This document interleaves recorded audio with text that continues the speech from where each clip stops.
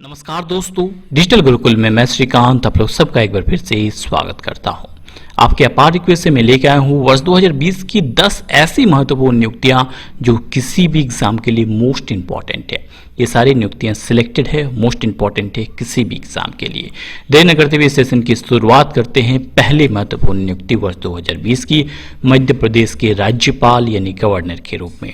हाल ही में किसे मध्य प्रदेश के राज्यपाल के रूप में चुना गया? तो करेक्ट आंसर है ऑप्शन बी यानी Anandiben Patel.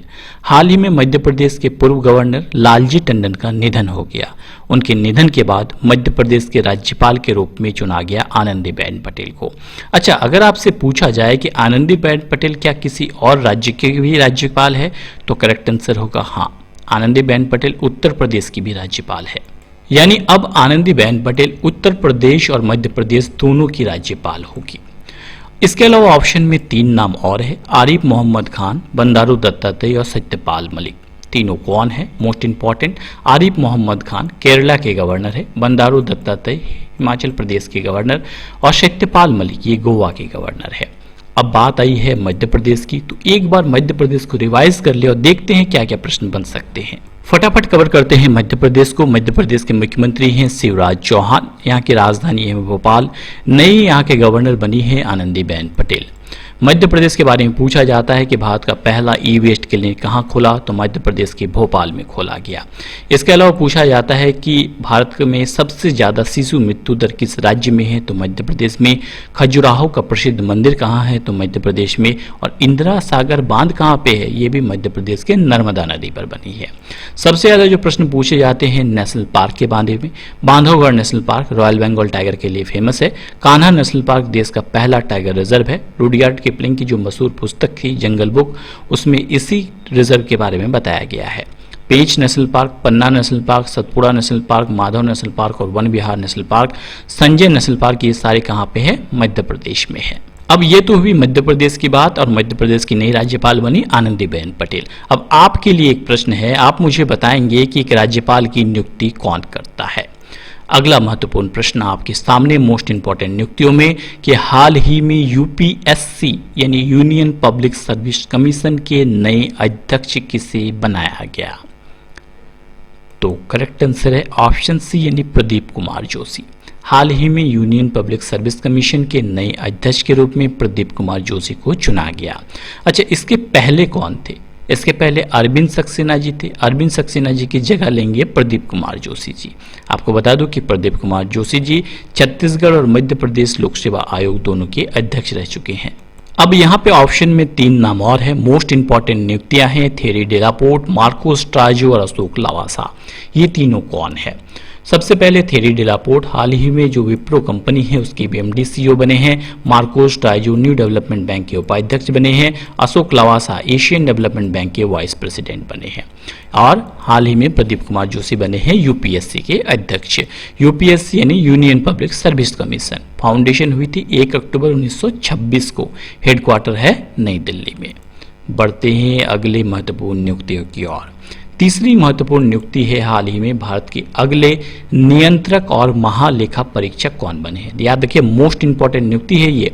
Next comptroller and auditor general जिसे कैग कहा जाता है, कौन बने हैं, तो करेक्ट आंसर है ऑप्शन सी यानी गिरीश चंद्र मुर्मू। हाल ही में भारत के अगले नियंत्रक और महालेखा परीक्षक के रूप में गिरीश चंद्र मुर्मू जी को चुना गया है। अब यहाँ से 2-3 प्रश्न जो हमेशा पूछे जाते हैं, पूछे जाने की संभावना है। बात करेंगे, पहले जानते हैं कि इससे पहले गिरीश चंद्र मुर्मू जी कहाँ थे। इससे पहले गिरीश चंद्र मुर्मू जी जम्मू कश्मीर के पूर्व राज्यपाल रहे हैं और अब वो भारत के अगले नियंत्रक और महालेखा परीक्षक होंगे। अब यहाँ से 2-3 प्रश्न बनने की संभावनाएं बहुत ज़्यादा है। जैसे गिरीश चंद्र मुर्मू जी भारत के कितने नंबर के नियंत्रक और महालेखा परीक्षक होंगे, तो ये 14वें नियंत्रक और महालेखा परीक्षक होंगे। इनकी नियुक्ति कौन करता है, इनके कार्यकाल कितने दिनों का होता है, या तो भारतीय संविधान के किस अनुच्छेद में इसके बारे में वर्णन है, बहुत बार एग्जाम में पूछा गया। तो बता दो कि भारत के 14वें नियंत्रक और महालेखा परीक्षक होंगे गिरीश चंद्र मुर्मू जी। इनका कार्यकाल 6 वर्षों का होता है। इसके अलावा इसकी नियुक्ति राष्ट्रपति के द्वारा की जाती है और भारतीय संविधान के अनुच्छेद 148 में इसके बारे में वर्णन है। अच्छा, इनका कार्य क्या होता है? इनका कार्य होता है जो भारतीय संसद में जो अनुमानित खर्च जो किया जाता है उनका लेखा जोखा रखते हैं और उसे नियंत्रण करते हैं, और ये राज्य के लिए किसको सौंपते हैं? गवर्नर को रिपोर्ट सौंपते हैं, और केंद्र के लिए राष्ट्रपति को अपना रिपोर्ट सौंपते हैं। अच्छा, रिसेंटली एग्जाम में पूछ लिया गया कि भारत के पहले नियंत्रक और महालेखा परीक्षक कौन थे? तो वी नरहरि राव भारत के पहले नियंत्रक और लेखा परीक्षक थे। 13वें नंबर पे थे राजीव महर्षि, और 14वें नंबर के बने हैं हाल ही में गिरीश चंद्र मुर्मू जी। चलिए बढ़ते हैं अगले प्रश्न की ओर। आगे बढ़ने से पहले अगर आप लोगों को लगता है कि ये प्रश्न आपके लिए फायदेमंद है और मैं और कंटिन्यू करूँ आगे वीडियो, तो लाइक, शेयर और सपोर्ट करना मत भूलिए। बढ़ते हैं अगले प्रश्न की ओर। अगली महत्वपूर्ण नियुक्ति मोस्ट इंपॉर्टेंट है कि हाल ही में अटॉर्नी जनरल के कार्यकाल 1 साल के लिए बढ़ा दिया गया। भारत के अटॉर्नी जनरल कौन है? तो करेक्ट आंसर है के वेणुगोपाल। के वेणुगोपाल भारत के अटॉर्नी जनरल है। उनका कार्यकाल 1 साल के लिए बढ़ा दिया गया। 30 जून को उनका कार्यकाल पूरा होना था, अब उनका कार्यकाल 2021 तक के लिए बढ़ा दिया गया। ऑप्शन में 3 नाम और है, संजय कोठारी, विमल जुल्का और तुषार मेहता। मोस्ट इंपॉर्टेंट है, ध्यान रखिए, संजय कोठारी हमारे चीफ विजिलेंस कमिश्नर बने। बात करते हैं विमल जुल्का की। Vimal Julka chief information commissioner. Tushar Mehta वर्तमान में हमारे सॉलिसिटर जनरल है और देश का दूसरा सर्वोच्च कानूनी अधिकारी होता है सॉलिसिटर जनरल। बात करते हैं अटॉर्नी जनरल की। देश की महान्यायवादी यानी अटॉर्नी जनरल की बात करते हैं। इनका कार्य क्या होता है? इनका कार्य होता है केंद्र को सलाह देना, यानी किसी प्रकार के कानूनी मामलों में केंद्र को सलाह देने का कार्य करते हैं देश के महान्यायवादी यानी अटॉर्नी जनरल, जो हाल ही में 1 साल के लिए एक्सटेंशन मिली है के वेणुगोपाल को। इनकी नियुक्ति कौन करता है? राष्ट्रपति के द्वारा इनकी नियुक्ति की जाती है और भारतीय संविधान के अनुच्छेद यानी धारा 76 क में इसके बारे में वर्णन है। भारत का महान्यायवादी देश का सर्वोच्च कानूनी अधिकारी होता है और वो राष्ट्रपति के प्रसाद पर्यंत यानी जब तक राष्ट्रपति चाहे वो उस पद पर बना रह सकता है। इनका कार्यकाल नॉर्मली 3 साल के लिए होता है। के वेणुगोपाल भारत के 15वें नंबर के अटॉर्नी जनरल हैं। इसके अलावा रिसेंटली एग्जाम में पूछा गया कि भारत के प्रथम महान्यायवादी यानी अटॉर्नी जनरल कौन थे? तो MC सीतलवाड़ जी भारत के पहले अटॉर्नी जनरल थे। दोस्तों, आप सभी के लिए एक इंपॉर्टेंट इन्फॉर्मेशन है कि अगर आप लोगों को वर्ष 2020 के इंपॉर्टेंट करंट अफेयर्स की PDF चाहिए, यानी जनवरी से लेकर अभी तक के सारे इंपॉर्टेंट करंट अफेयर्स की PDF चाहिए, तो आपको लिंक डिस्क्रिप्शन बॉक्स में मिल जाएगा। आप चाहे तो वहां से डाउनलोड कर सकते हैं। मोस्ट इंपॉर्टेंट करंट अफेयर्स का कलेक्शन है, आपके लिए बहुत ही फायदेमंद होगा। बढ़ते हैं 5वीं महत्वपूर्ण नियुक्तियों की ओर। मोस्ट इंपॉर्टेंट नियुक्ति है, हाल ही में अंतर्राष्ट्रीय ओलंपिक समिति ने उपाध्यक्ष के रूप में किसे नियुक्त किया? तो मोस्ट इंपॉर्टेंट नियुक्ति है अनीता डेफ्रेजन को हाल ही में अंतर्राष्ट्रीय ओलंपिक समिति ने उपाध्यक्ष के रूप में नियुक्ति प्रदान की है। 1997 से लेकर 2020 तक इंटरनेशनल ओलंपिक कमेटी की पहली महिला वाइस प्रेसिडेंट रही थी ये। अब इन्हें अंतर्राष्ट्रीय ओलंपिक समिति ने उपाध्यक्ष के रूप में नियुक्त किया। ऑप्शन में 3 नाम और है, अशोक लवासा, पी प्रवीण सिद्धार्थ और देवेंद्र कुमार सिंह। बता दूं कि Ashok Lavasa Asian development bank के उपाध्यक्ष, पी प्रवीण सिद्धार्थ राष्ट्रपति रामनाथ कोविंद के निजी सचिव, देवेंद्र कुमार सिंह सिडबी के नए डायरेक्टर बने हैं। अब बात आई है इंटरनेशनल ओलंपिक कमेटी की, तो बता दो इसके हेडक्वार्टर स्विट्जरलैंड में है। प्रेसिडेंट है थॉमस बैच। फाउंडेशन हुई थी 23 जून 1994 1994 को, बहुत ही इंपॉर्टेंट 1894 को, बहुत ही important exam point of view से। इसके अलावा रिसेंटली ओलंपिक चर्चे में रहा है क्योंकि वर्ष 2020 में जो ओलंपिक होना था, कहाँ पे होना था? जापान की राजधानी टोक्यो में। ये 33वां संस्करण था ओलंपिक का, लेकिन कोरोना वायरस के कारण इसे 2021 तक स्थगित कर दिया गया। अच्छा, ओलंपिक के बारे में 2-3 प्रश्न बहुत ही इंपॉर्टेंट है, जैसे कि 2020 में ये कहाँ होना था? जापान की राजधानी टोक्यो में। ये इसका कितना नंबर का संस्करण था? तो ये इसका 33वां संस्करण था। ऑफिशियल मस्कट की बात करते हैं, मेरा त्योहार सोमाइती इसका ऑफिशियल मस्कट है। इसके अलावा रिसेंटली एग्जाम में पूछ लिया गया कि ओलंपिक खेलों में भाग लेने वाली प्रथम भारतीय महिला कौन थी? तो ध्यान रखिए, मैरी लीला राव थी प्रथम भारतीय महिला ओलंपिक खेलों में भाग लेने वाले। बहुत सारे मेरे दोस्त इसमें कंफ्यूज होते हैं कि मैरी लीला राव और कर्णम मल्लेश्वरी में। तो आपको बता दो, कर्णम मल्लेश्वरी जो थी वो ओलंपिक में पदक जीतने वाली प्रथम भारतीय महिला थी, जो कि 2000 के ओलंपिक में उन्होंने जीता था। बट उसमें भाग लेने वाली प्रथम महिला कौन थी? मैरी लीला राव, जिन्होंने 1956 में भाग लिया था। नेक्स्ट इंपॉर्टेंट प्रश्न की ओर बढ़ते हैं। अगला प्रश्न है बैंकिंग से रिलेटेड कि हाल ही में इंडियन ओवरसीज बैंक IOB के नए MD CEO कौन बने हैं? तो करेक्ट आंसर है पार्थ प्रथम सेनगुप्ता। को हाल ही में इंडियन ओवरसीज बैंक के एमडी सीईओ के रूप में नियुक्त किया गया। ऑप्शन में 3 नाम और है, रिवाइज कर लेते हैं। रमेश बाबू, अश्विनी कुमार तिवारी और प्रकाश चंद्र कारपाल। कौन है ये? रमेश बाबू करूर वैश्य बैंक के एमडी सीईओ बने हैं। अवनी कुमार त्रिपाठी एसबीआई कार्ड के एमडी सीईओ। प्रकाश चंद्र को हाल ही में एसबीआई जनरल इंश्योरेंस का एमडी सीईओ बनाया गया। नेक्स्ट महत्वपूर्ण प्रश्न है, एग्जाम पॉइंट ऑफ व्यू से बहुत इंपॉर्टेंट है, अंतर्राष्ट्रीय नियुक्ति है ये। हाल ही में मिशेल मार्टिन को किस देश के नए प्रधानमंत्री यानी नए प्राइम मिनिस्टर के रूप में चुना गया? तो हाल ही में आयरलैंड के नए प्रधानमंत्री बने हैं मिशेल मार्टिन। उन्होंने भारतीय मूल के लियो वाडकर का स्थान लिया है। ध्यान रखिए, मिशेल मार्टिन वर्ष 2020 तक देश के प्रधानमंत्री रहेंगे। अब बात आई है आयरलैंड की, तो आयरलैंड की कैपिटल है डबलिन। यहाँ के प्रेसिडेंट प्राइम मिनिस्टर बने हैं मिशेल मार्टिन। यहाँ की करेंसी है यूरो। नेक्स्ट मोस्ट इंपॉर्टेंट नियुक्ति की ओर बढ़ते हैं कि 15 जुलाई 2020 को कौन एशियाई विकास बैंक यानी एशियन डेवलपमेंट बैंक के नए उपाध्यक्ष बने हैं? तो करेक्ट आंसर है अशोक लवासा। अशोक लवासा हाल ही में एशियन विकास बैंक के नए उपाध्यक्ष बने हैं। मोस्ट इंपॉर्टेंट नियुक्ति है, ध्यान रखिए। 15 जुलाई 2020 को उनको उपाध्यक्ष के रूप में चुना गया। वो किसके उपाध्यक्ष बने हैं? एडीबी यानी एशियन डेवलपमेंट बैंक की। स्थापना हुई थी कब? 19 दिसंबर 1966 ने 1966 को। इसका एडीबी का हेडक्वार्टर है फिलीपींस में। वर्तमान में इसके अध्यक्ष है मात्सुगु असाकावा। ध्यान रखिए, मोस्ट इंपॉर्टेंट है। एडीबी यानी एशियन डेवलपमेंट बैंक के अभी वर्तमान में अध्यक्ष है मात्सुगु असाकावा और हाल ही में इसके उपाध्यक्ष कौन बने हैं? भारतीय मूल के अशोक लवासा। अगला नवा मोस्ट इंपॉर्टेंट नियुक्ति की ओर बढ़ते हैं कि 9 जुलाई 2020 को किसे भारतीय क्रिकेट कंट्रोल बोर्ड यानी बीसीसीआई के इंटरिम सीईओ के रूप में नियुक्त किया गया?